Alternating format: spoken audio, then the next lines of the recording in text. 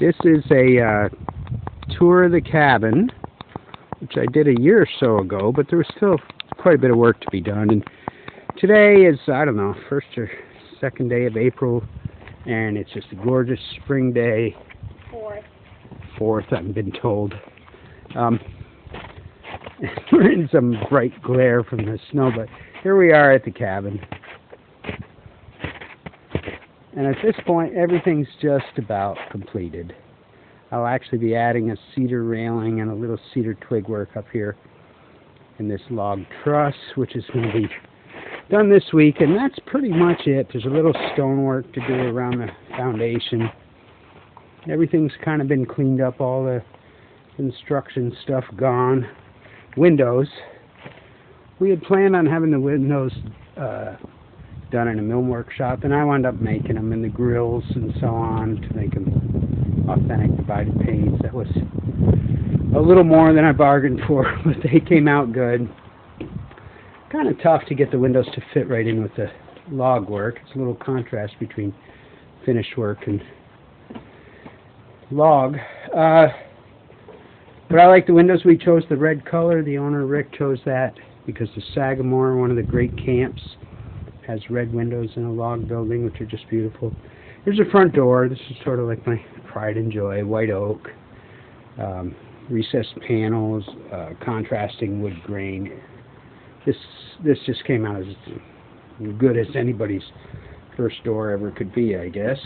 The casing is all white oak. The oak was actually cut here on the property and sawed.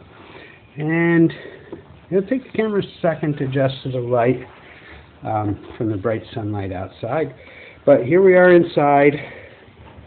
Kitchen area. Darlene and I are having a little brunch here today. It's a Sunday. We got a big basket of stuff and a box of wine. The kitchen counters, white oak, cut from big slabs on the property. Cabinets, white birch, red oak trim, a little bit of twig work, natural white birch post on all the corners, with even the mushrooms on them and so on. Kitchen windows, the grill work is inside and out, so it's 3D in both sides. Gas lamps throughout. This is something I just did this week. I hope it'll show up. A little wine rack, kind of twigged out, a 1x12 piece of cedar that was used as some other part of the construction. Oh, I think it was leftovers from the couch. Kitchen is all outfitted. We're going to do little blankets down here, Hudson Bay blankets, and make curtains out of them to cover this stuff on the shelving. Dining room table, kitchen window, a little dark. It's actually much brighter in person than the camera shows it. Little cedar coat rack. This was actually a test to shellac live cedar bark and see how well it worked, like they do with the hickory furniture, and it worked out good. These chairs are interesting. My first venture at furniture making was a set of 6 of these chairs, 4 ironwood and 2 birch. The ironwood, it's one of the heaviest woods. It's actually eastern hornbeam, but it has a lot of colloquial names, musclewood, ironwood. And when I cut these trees, these are actually the stumps of the trees. That's how small these are. They're only got a little bit of flares right at ground level. When I cut these trees, the branches were all wrapped in vines, so I simulated that in the backs of the chairs. Just little tiny vines wrapped around each piece. To sort of, this, in theory anyway, is the woods. Each back of the chair represents trees growing in the woods. Good friend of mine, Andrew Knight, taught me how to do this. Caning, that's ash. Caning, which is technically not caning. Sometimes they call it porch caning also. But it makes the authentic seats for the chairs. Well, that's this whole area, the kitchen. Oh, this is our old ice box. I found this Julep from 1812 ice box that I refinished, but I didn't want it to look too new. I don't know how the lighting is working with us on this. It looks a little bright from outside, but I wanted this to look nice, but not brand new. The table is a big cedar stump, pine top, white birch twig work. And my first twig work, I got a little fancy in the corners. We're talking tweezers, magnifying glass and stuff to do that little tiny detail type work. But I think it's, you know, a style. I guess everybody has their style, if you will. The staircase is a minor masterpiece, if I don't say so myself. It's a circular staircase, freestanding. It's very complex how it was engineered and designed. I came up with this myself and did it with the help of a friend of mine as a machinist. The stairs are all freestanding because the staircase is holding up the building. It is literally structural. So for these steps, if you can picture this, you'd think it's like a diving board effect. For those steps to flex, you would have to raise the entire building up because the center post supports this crossbeam. We couldn't come up with a railing. We tried all kinds of stuff, steaming and so on. This is actually a grapevine. It had a beautiful shape and was slightly workable to make the contour. We wrapped it up in rope. It dried out nicely. It's interesting. Little railing up there is all white birch, just sort of a old classic diamond pattern. The upstairs loft, we'll go up there in a second. I guess at some point I got to reveal the couch. This is maybe the nicest thing I ever made. This is a northern white cedar couch. A lot of hours in this thing.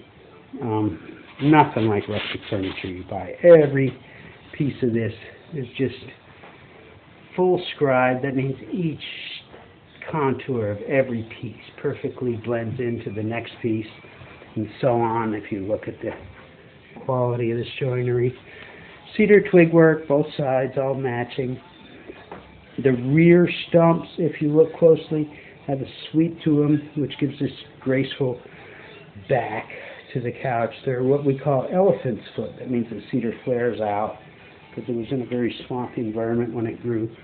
The back is all intertwined cedar and caribou antlers, and it's hard to tell where the antlers leave off and the cedar ends.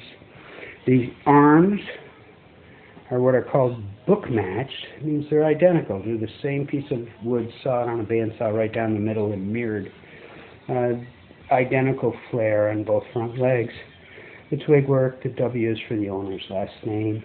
So credit to him. And there's the couch. We're having cushions custom made in the interim. There's some temporary cushions just covered in a nice little moose blanket. Little side table in front of the window. This is our big picture window. Again, a little bit of a challenge. It's red, as are the kitchen windows. The camera should adjust to the light, but we're getting a lot of daylight through the window, so it's making the camera go a little dark. A couple birch chairs. We were originally undecided whether we wanted birch or the ironwood chairs, so we made a couple extra for guests. The table is a little miniature mock-up of the kitchen table. Wood stove, stone hearth. This is a real classic Van Zant or something is the name of this stove. But it's a nickel-plated parlor stove, which is nice. This decorative top hinges and slides right out of the way, and you have two burners. You can cook on it. Isinglass front windows, so you do see your fire and so on. It's April. It's just chilly enough. We have a nice fire going. New flue going up to a stainless steel chimney. Last Christmas. This is my Christmas present here. This little buck, we call him Buck, and sort of finished out the rustic look. Old trunk. This is the owner's grandfather's trunk, all polished up. Oh, the floors that we're talking about. This oak came right off the property. I sawed all this. I cut these trees, sawed this lumber, dried it, and the floor is pegged and screwed. There's not a nail in this. There's 1,600 pegs and screws. It's just an absolutely beautiful floor. It looks 100 years old, which is what we were going for. The stairs, birch balusters, big, thick pine treads, 3 inches thick. We're going upstairs. The camera, again, will take a second to adjust. The twig work on the railing. And upstairs, we had to deal with the slope and the pitch of the roof, and after a lot of deliberation went with 2 beds tucked into the corners.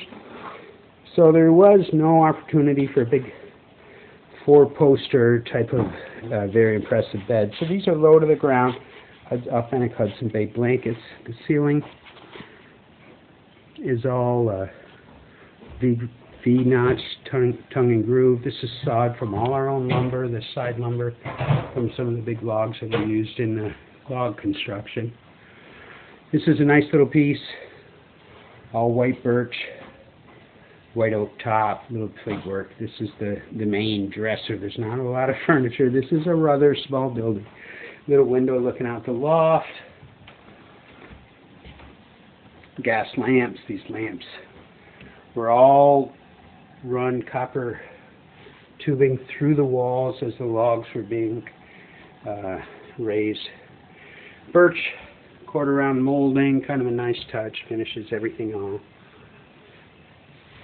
Here's Buck, little view downstairs, and that's it. That's my tour of the cabin. At this point in time, probably, to me anyway, about the coolest place in the world. Okay, thanks for looking.